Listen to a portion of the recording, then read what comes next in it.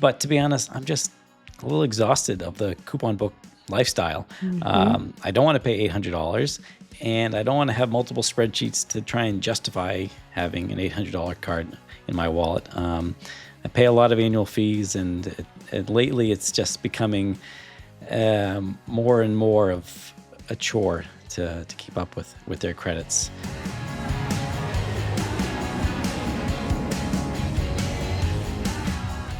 Hey, I'm Chris. Welcome to the Upgraded Points Podcast. And I'm Katie, and we have a lot to talk about today, including a deep dive into the changes for the Chase Sapphire Reserve card. Plus, we've got some Delta news and a promo that can get you elite status for 2 decades. But before we get to that, if you're enjoying the show, we would love it if you liked and subscribed on YouTube, Spotify, or wherever you get your podcasts. And if you have questions or comments for the show, you can email us at podcast@upgradedpoints.com. So, Chris, let's get right into it. What is this promo going on to get elite status for over 2 decades? That's right. JetBlue is bringing back the mileage run as part of their 25th anniversary. They are going to be giving away 25 years of elite status and up to 350,000 points. I know. It's crazy. That's bananas. I'll break it down real quick. So if you fly to 15 destinations that JetBlue flies to, could be airports. So if New York has multiple airports, if you visit each one, that counts as a destination. If you visit 15 of them, you'll earn 150,000 JetBlue TrueBlue points. Okay, pretty good. For 5 more destinations, so 20 total, you'll earn an additional 200,000 miles. So you are up to 350,000 miles now, okay, for visiting 20 destinations between now, June 25th, I think it was yesterday, or 24th, through December 31st.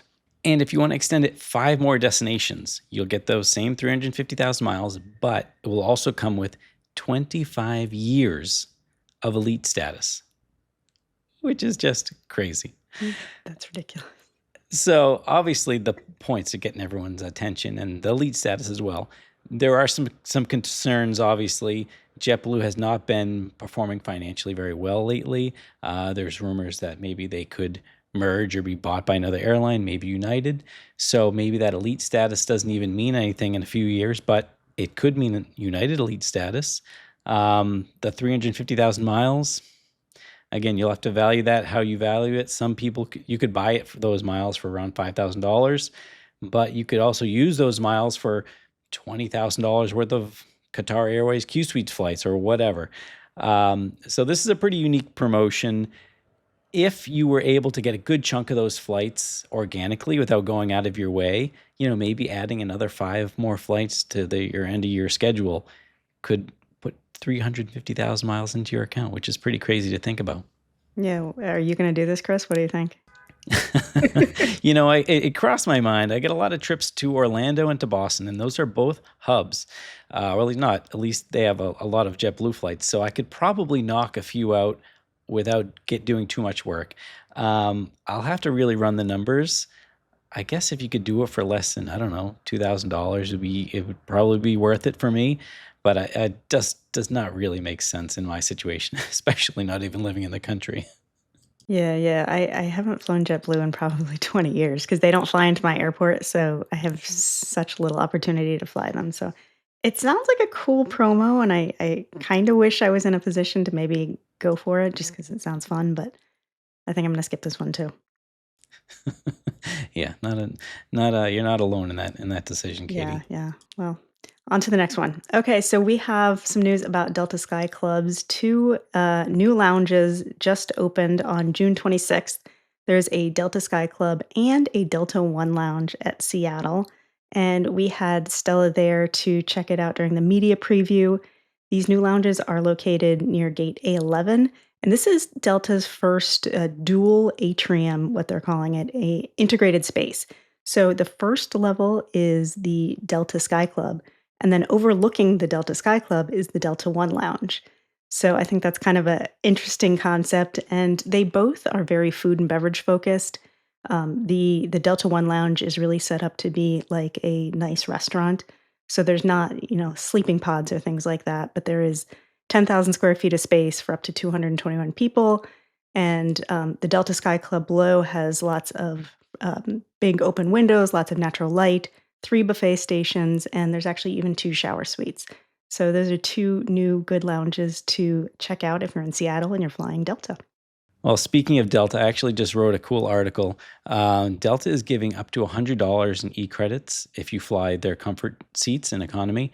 So now through November 20th, you can get $25 for every flight that you book in Delta Comfort. And now Delta Comfort comes with the premium beverages, early boarding, extra space, and dedicated bins and stuff like that. And it's usually not that much more expensive. So I was just looking at a couple options here. For an extra $40, you can fly Delta Comfort between Atlanta and Orlando on these shorter flights, but you would earn $25 back in e-credits. So that's a pretty good deal. For only essentially $15, you're upgrading. You're going to get a better flight experience, and then in a couple flights, you may end up with $100 in Delta e-credits. Not bad. Yeah, yeah, that's awesome. I definitely prefer those, Delta Comfort, American Airlines Main Cabin Extra, those, economy seats that just are a teeny bit better. They're usually worth a little bit to upgrade to. So that's great news. Okay, Chris, we've been putting this off long enough. The news has been out for a couple weeks now. The Chase Sapphire Reserve card, which used to be my favorite card, has made some big changes. Yeah. And so we need to just take a deep dive into this. And we are going to share with you what has changed, what has stayed the same, the timeline for all of these changes, because it is not straightforward. And then we're going to talk about whether or not these changes are good or bad or negative, positive, indifferent for consumers. So, Chris, let's jump into it. What is the new annual fee? Because it did not stay the same. And how do we earn points now? Yeah, so that's the big one. The new annual fee for the Chase Sapphire Reserve is $795. Yeah, Yeah, let that sink in. that's a that's a tough one. Yeah, it used to be 550, so it's up to 795 now. And there's also $195 annual fee for authorized users. So that is what's getting all the headlines right now. It's a big jump for a lot of people. It's going to make people think twice about whether they want the card. Mhm. But that's not the only thing that changed. There's a whole list of earning adjustments as well. So now you will earn 10x points on Peloton and equipment and accessories and all that good stuff. 8x points on Chase travel purchases. Okay, that sounds pretty good on paper. 5x on Lyft, 4x on flights and hotels booked directly. Okay, and 3x on dining worldwide, and then 1 point per dollar on everything else. Previously, this card earned 5 points for flights and 10x on hotels and rentals booked through Chase Travel. So there's a small adjustment there. This may work out better for some people, maybe not for others. And it also had 3x on all travel purchases before. So now it's a little bit more, a little cloudy. You'll have to think twice about where and how you're booking things. This could make a lot of sense for some people, but it could be, just another thing to keep track of for others. That one, the losing the 3x on all travel is a heartbreaker for me. That was one of the things that I loved so much about that card, and I put a lot of travel expenses on that from, like, cruises and train tickets and parking at the airport. So that one is a big loss for me. Yeah. Okay, but that is not the only new, feature of the card.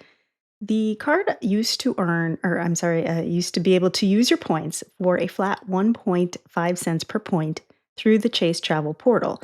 And it was just a really easy way for people to redeem their points for travel for a good rate without really having to think about it. And that has changed now. So now the points value is not fixed anymore. It has a range from 1 up to 2 cents per point. And on paper, it will go up to 2 cents per point now, so there is some potential upside, and for some people, this might be a huge win. For others who maybe don't wanna think about things or who are not booking luxury travel, this is gonna be a downgrade because from what I understand, that top 2 cents per point value is gonna be reserved for luxury hotels like Chase the Edit hotels and first and business class flights. And this new feature is called Points Boost. So when you go into Chase Travel, you are going to see a little icon you'll see your normal listings, and then you'll see an icon that says points boost, and there's a little rocket icon that will tell you what, the price in dollars, then the price in points. And previously, it was always 1.5, no matter what, you didn't have to think about it. Now, if you don't see that little icon, it is going to be 1 cent per point. If you do see that icon, it could go anywhere up to 2 cents, and you're actually going to have to do the math to figure out what that is. And while the math isn't hard, it is just one extra step to redeeming your points. And we can talk more about our opinions on this in a little bit, but that is a pretty significant change to this card going forward. Yeah. This wasn't, again, like you said before, the old style. You knew with the reserve you're going to get this extra boost of points, and now you don't know. But let's move on. Let's keep on checking out the changes. So there are some new credits and benefits coming with the annual fee, so that is always good. Now there will be a $500 annual credit to The Edit, which is Chase's portfolio of nice hotels. So this is going to be delivered in 2 biannual credits, $250 each, with a two-night minimum and prepayment required. So again, it's going to be a little bit more work. 2 nights at a nice hotel is probably going to be a few $100s a night. So this is going to cost you money to use this credit. So I don't know how often this is going to be used. There's definitely going to be some breakage there for Chase, which I'm sure they're hoping for. Moving on, there's the $300 annual dining credit. There's going to be the Sapphire Reserve exclusive tables available on OpenTable, as well as those are going to come in $250 annual credits as well. That could be good. There's a new one, $300 in StubHub and Viagogo credits for concerts and events, $250 annual credits. That's pretty fun. That's something we haven't seen before, kind of moving towards that lifestyle thing that all these fancy credit cards are talking about. They're trying to justify their annual fees, and this is a great example of that. There's $120 in Lyft in-app credits, $10 monthly, $250 in subscriptions through Apple TV and Apple Music. Okay. And then up to $120 in annual statement credits towards Peloton memberships, as well as complimentary IHG One Rewards Platinum Elite status. Whew, it's a lot. That's a lot. And I have a lot of opinions about everything that we'll talk about in a few minutes. Let's move on because there are actually some additional benefits that you can get if you spend $75,000 a year on this card. When you hit that threshold, you will get IHG One Diamond Elite status, which is their top tier. You will get Southwest Airlines A-List status, which is their first tier, but it does have a lot of benefits, especially with the new program, the changes that Southwest has made. I think status on that airline is going to be really important. And also a $500 Southwest Airlines credit that you can use through Chase Travel. And then a $250 credit to the Shops at Chase, which is a new shopping platform. I took a peek at it yesterday, and right now it's a very limited number of brands, something like 12 or 15, something like that, like Tumi and Dyson, high-end brands. I don't get this one. Like it'd be nice to have $250 to spend. I'm sure I could find something to buy, but and there's no minimum that we're seeing. So if you find something for $250, you could. I mean, that's great, but for $75,000 a year, like I don't know. Yeah, it could be. We'll see. So that was a lot. And there's actually a lot that is staying the same, and then there's a very complicated timeline that we're going to go over. But let's take a quick break. We're going to come back, we'll go over that, and then we will discuss whether or not this is going to be good for you going forward.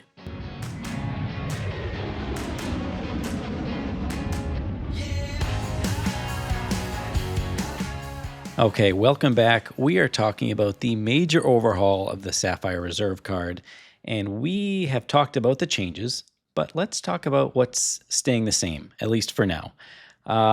So right now, DoorDash is $300 annually that you can get in monthly credits. That's also comes with Dash Pass, which is a membership worth $120, and that is staying the same. You don't have to worry about that. If you're a fan of that, that is staying on your card. Additionally, The $120 global entry, TSA PreCheck, or Nexus credit that you get every 4 years, also staying the same. Don't worry about that.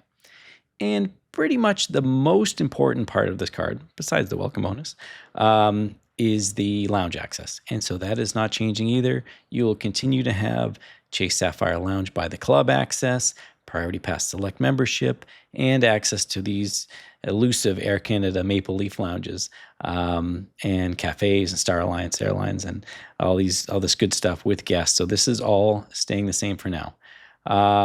You'll also continue to have complimentary access to the Reserve travel designers that they do this end-to-end travel planning. It's fancy concierge, and all your travel insurance, trip protection, all that is unchanged as well. So you can continue to use it, your primary car rental card for insurance and trip delay and all that good stuff. And everyone's favorite $300 annual travel credit is not going anywhere. So don't worry about that.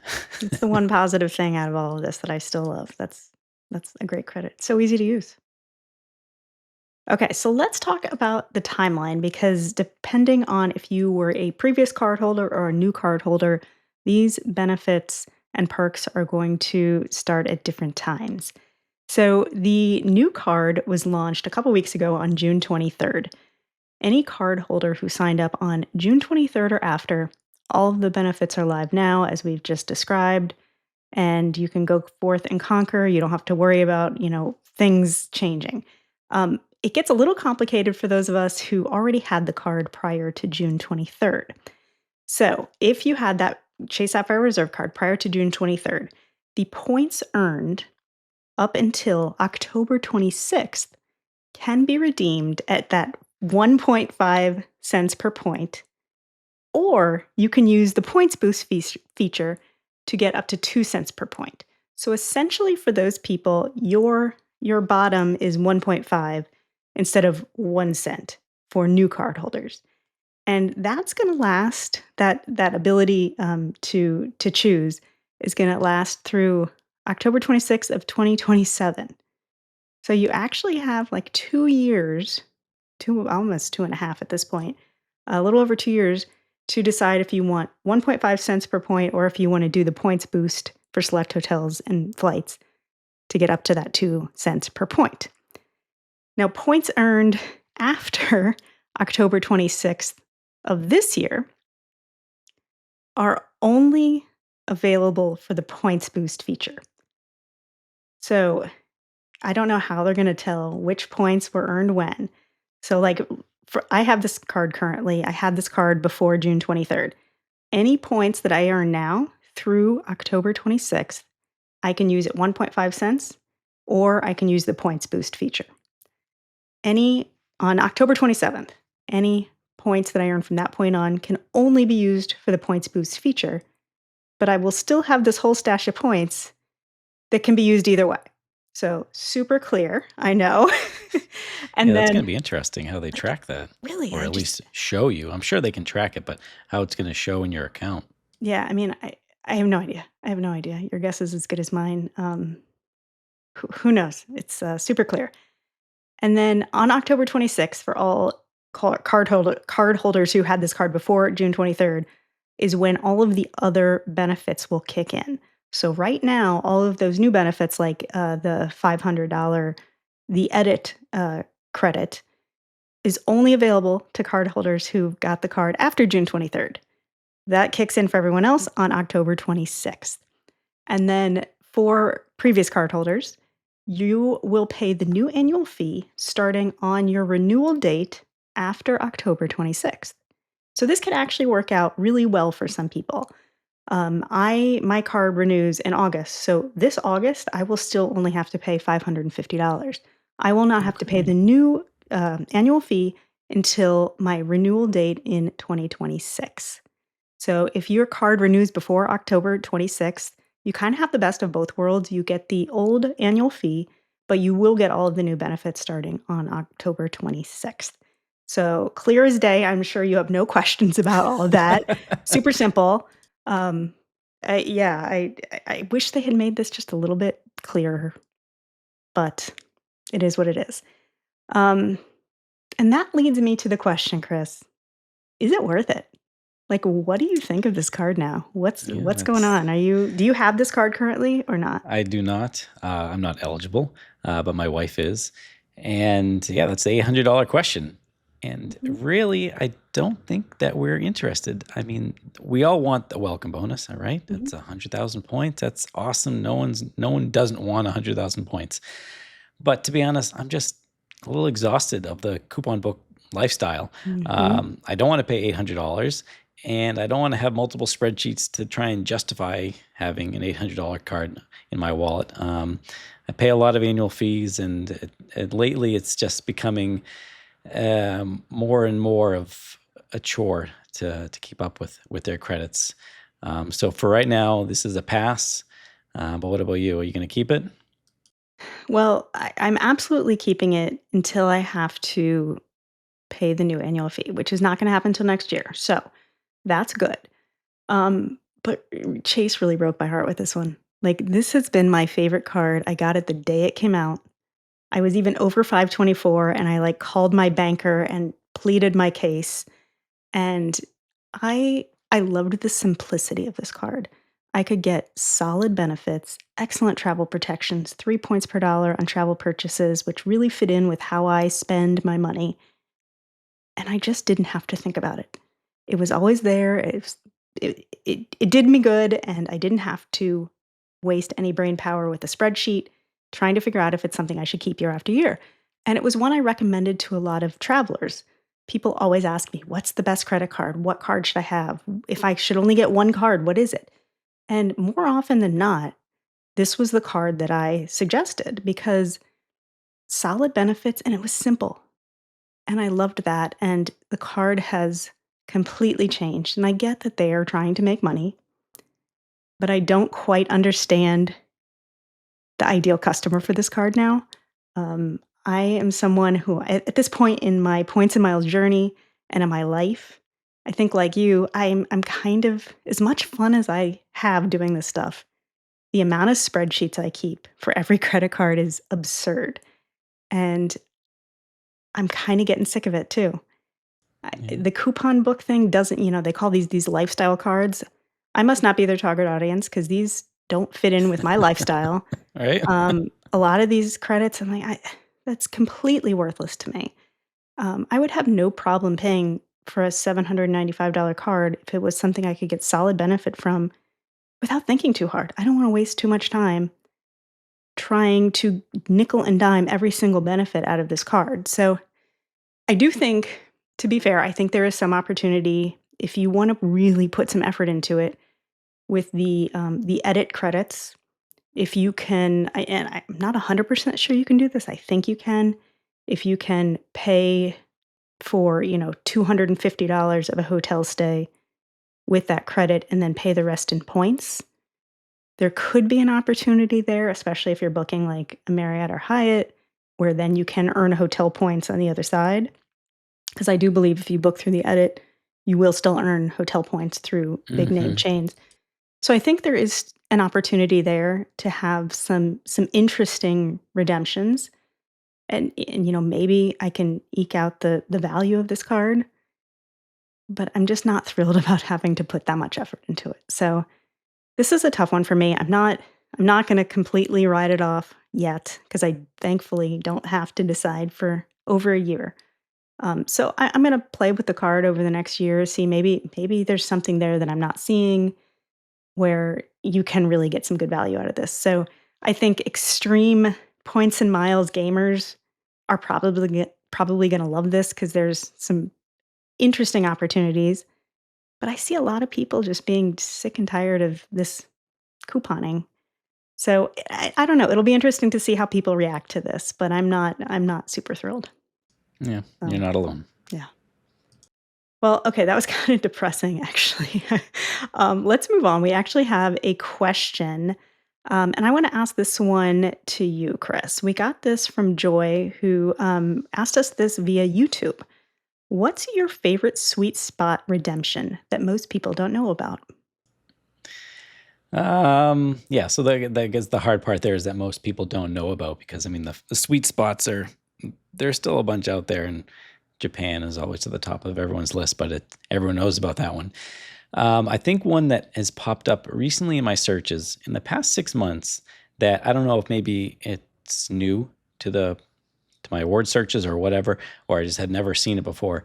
But when you book with Life Miles in South America, there are some really nice Fifth Freedom flights available, especially on Turkish Airlines. So Turkish flies to Sao Paulo, and from Sao Paulo operates Fifth Freedom flights to Buenos Aires and Santiago. And I've seen flights for less than 20,000 Life Miles. I've seen 15, and I don't know if it's variable or what. Business class from Sao Paulo to Santiago, and that's like a 6-hour flight in Turkish business class for 15,000 Life Miles. I just checked right now, it was 20,000. So I don't know if it goes up and down or if I got lucky on my first search. But that's a pretty cool one. If you need to get around or reposition down in South America, that's pretty good one to book. And Life Miles are easy to earn. You can transfer them, you can buy them. They're just everywhere lately. That's awesome. I didn't know about that one. So that's really cool. And Turkish Airlines business class is fantastic. I've actually only flown their older style business class that they're revamping all their planes to have their newer style business class. But it was so comfortable. The service was amazing. The food was incredible. I've only heard good Probably my things. favorite food on any airline. For everything from the way they do the service to the actual food was just incredible. So for Turkish, that's a great deal. Yeah, Awesome. I'm gonna come have to on look that down. up. Yeah, I will. Okay, I think that's gonna do it for us today. If you're enjoying this show, we would love it if you subscribed on YouTube, Spotify, or wherever you get your podcasts. Leave a comment, give us a thumbs up. We would really appreciate that. It helps us out as a relatively new show. And if you have questions or comments for us, you can email us at podcast@upgradedpoints.com. We'll see you next week.